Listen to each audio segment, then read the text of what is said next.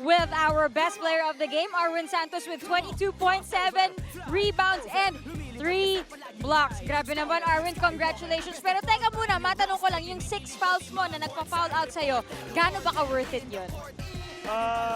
Wala naman kasi, nakuha na naman namin yung lead nung mga last 2 minutes. So, may mga teammates naman ako na alam ko na malaki din naman itutulong kahit wala ako sa loob ng game. And syempre, you are the leader of the team on and off the court. Gaano ba to kadali o kahirap knowing that meron kayong hinahabol na standings maging number 1 para sa straight semifinals, bro? Siguro yung magiging leadership, hindi ko iniisip na mahirap. Hinahambing ko na lang yung buhay ko as a person, bilang breadwinner ng family. Kasi yung turingan naman namin sa team namin parang pamilya. So pinapakita ko lang na hindi ko na, yung parang konting talk lang, pinapakita ko sa trabaho, sa practice. At natutuwa naman ako dahil yung mga teammates ko, love na love naman namin yung bawat isa.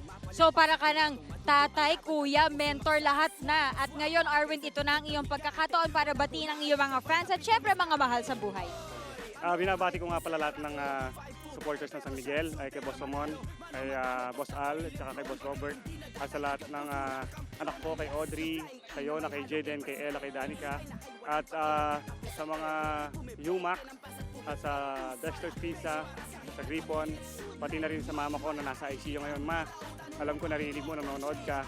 Damang-dama ko yung hirap mo, pero para sa itong larong to. I love you, Mama. Ito, Arwin, bago kita pakawalan, ito siguro magandang regalo para sa iyong mami, ang new song mo. Pasample naman dyan. Ngayon na, pagod ako medyo, wala akong... Kahit isang linya lang. Ha? Kung ako'y mahal mo rin, pwede bang iyong sagutin? Sino ang iyong pinapangarap? Ikaw na, Smoothie. Ayan, palakpakan naman natin si Arwin Santos. Thank you very much.